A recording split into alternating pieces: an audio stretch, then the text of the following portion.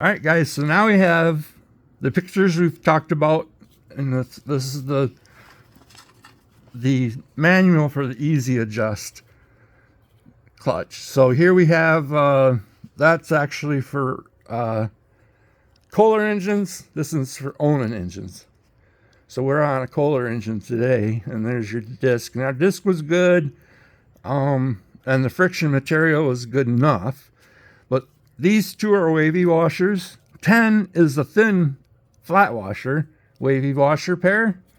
10, a small flat washer, thickness. And what I mean by that is if we take my stack here, you can see there's 3. They're actually half as thick as this thicker one. So the ones that cover the wavy washers are the thin ones, always. All right, no matter how you took it off on your tractor. And so we're going to put the wavy washers on now with the correct washers. So there's 2. And then a thin flat. And 2 more. Those wavy washers nest together. That's to double up their spring power. And another thin. And then the other last 2 wavy washers. Then another thin. And then this is the friction disc side that would go against the steel plate. New bearings, of course, anytime you have it off. See these crazes in here? It's good until it comes off. If it comes off, we'll put a new one on. Right now it's good. And this looks like new. So this goes on. And then that thicker washer goes on. And then these drive some guys nuts. See, if you just get them perfectly round to each other, see, say I line that one up and that one up. Of course, that's not the way you want it. That's 180 out of phase. Turn it over. 180, I turned it. So that's lined up. Look at that, it's way off. Okay, so now we know that's the side, that's the orientation we want. Now, if this was in the plane of that shaft, we want the one that is down to be on the first one. The downside when you match them up is always in the back. It says it right in the manual.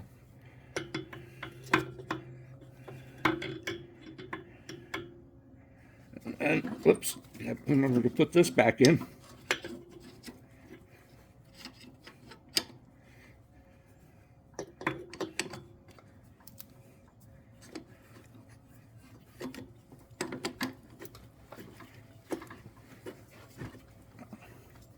Okay, that's all on.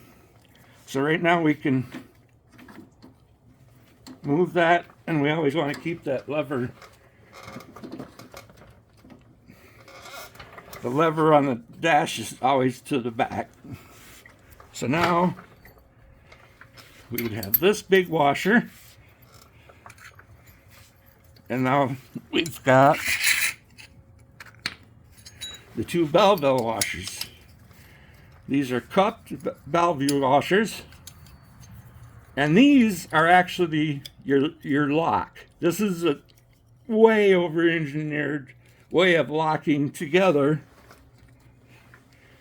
the adjustment nut, which is this, okay?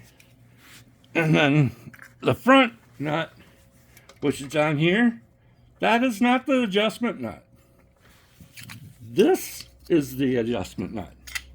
But this nut has to be close to only a half a turn from the adjustment nut, because you can't have the adjustment nut moving when you tighten the front nut. That's where guys get in trouble. And when you have brand new wavy washers, it's really hard. I've had to fight it many times. It's really hard to keep that one washer on.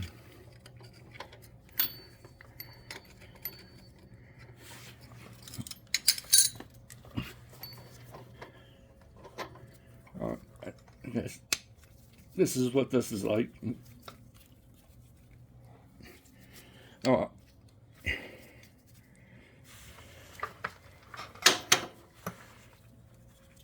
For whatever reason, that one doesn't want to do it, so we'll just keep going.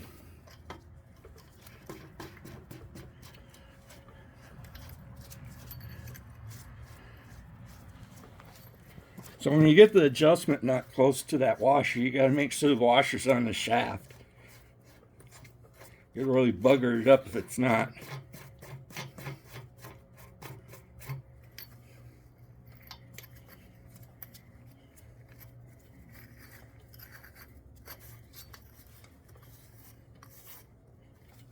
All right, now what we've got to do, this one's going to be an important part, guys. So I've got the washer on the shaft because I can not move it around, and the adjustment nut is on, but I have to stop as soon as it gets to just barely showing, because I'm going to need the Bellevue washer to be able to rest on that. And then this one goes in, and then this is your last, I think you'd call that the Bellevue washer adapter. And then we have the fan.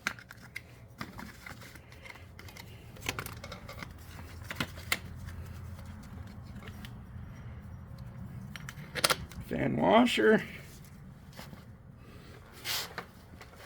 The nut, I just cut my foot over it on purpose because I didn't want it to run away. So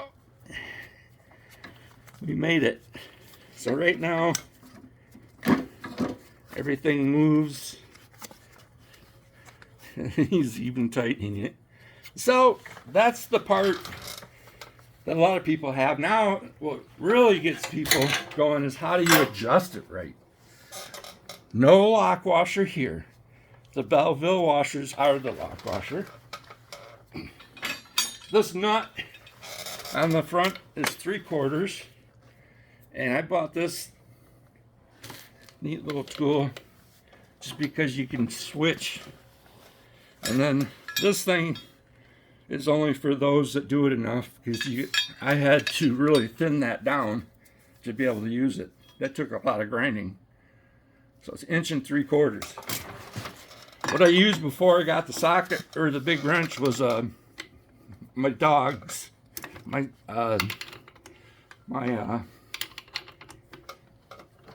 channel locks, big ones I have. So what I'm doing right now is running that I guess you'd call it the nut that would just tighten and everything. I gotta run that so I know where I'm at. I mean, I already know it needs to be adjusted because it was put together without any force. All right, so now it's tight now. Like I could, if it was adjusted right, I'd be done. But we're not even close to done. So now what I would do is just back it up half a turn, and then I can get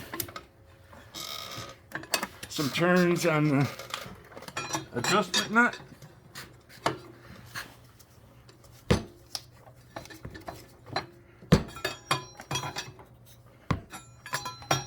It's not hard to take the exhaust stand off, which is what I did, and leave the exhaust on. It comes out, and you get a lot more access to this. But you can do it with it in there, but you wouldn't be able to get it from this side. Let's see where.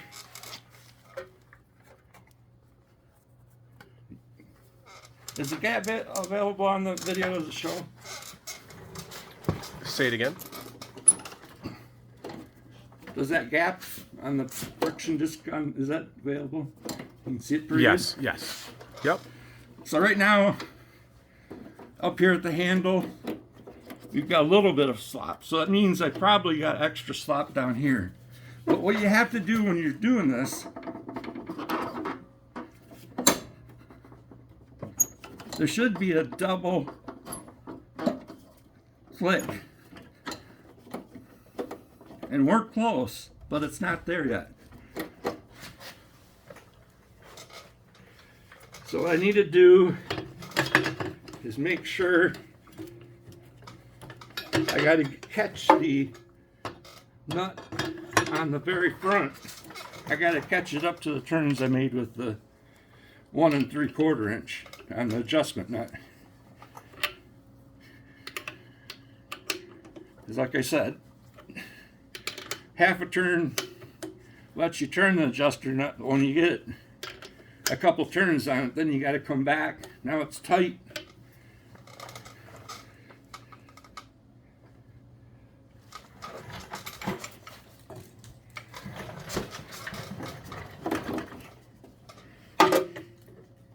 No, actually I went too far.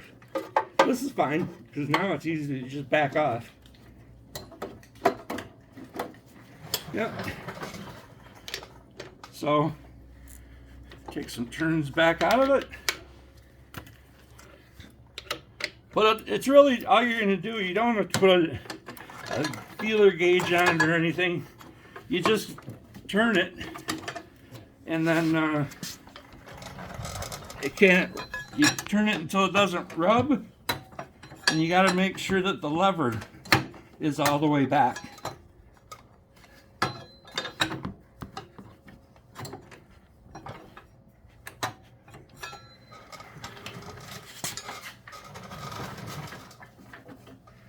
So I backed it up some, still tight.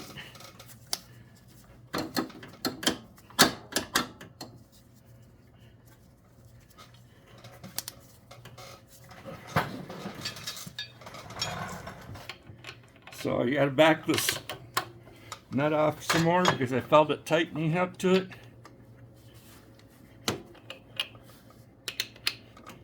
We'll do a whole turn because I'm going to back it up. Adjustment nut.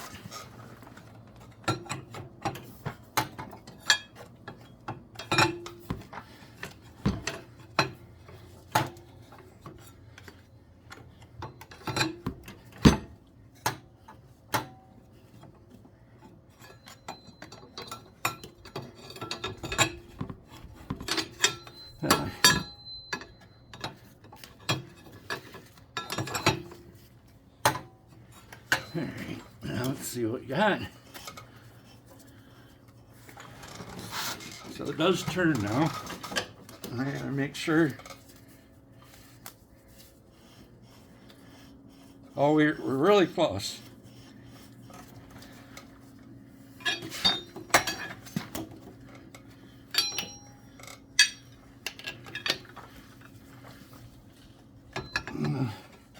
Get on the adjustment nut here and back that front nut up a little bit. Oops, wrong way.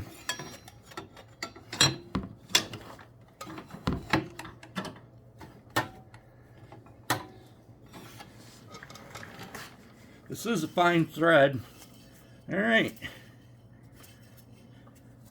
We like that. Not really touching.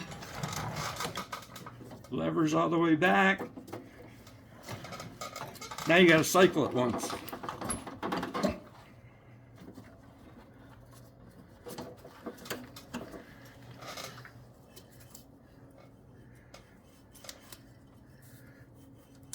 For some reason, whenever you do that, it almost seems to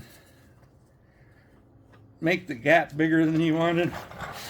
And I think it did this time too. So I'm gonna give this a little bit more, tightening it up. That's why I say you always got to cycle it, because sometimes it moves a little and sometimes it doesn't. Cycle it again.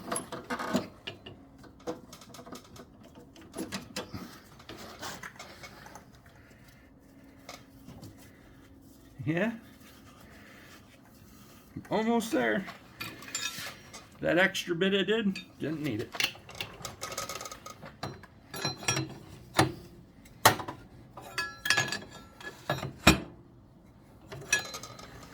That. All right, we're free. So now we're gonna finally. So you notice I didn't worry about the front. It just had to be close to the adjustment nut. I had to get the adjustment nut to where it needed to be. And now those Belleville washers are going to get compressed by tightening this front nut. But the adjustment does not change at this point anymore, because I'm close enough that the Belleville washers are kind of partially tightened. So they're already doing their push that they need to against the adjuster nut, and that's why I say it's got to be close, because the Belleville washer needs to put some pressure on the adjuster nut. But so that's why I say you always got to be close to the adjuster nut. But now I can tighten that up, and guess what? I did not tighten it because you saw how close I was. I kept going back and forth, touching and not touching, and that is a 100% correct PTO adjustment. Hope you enjoyed it.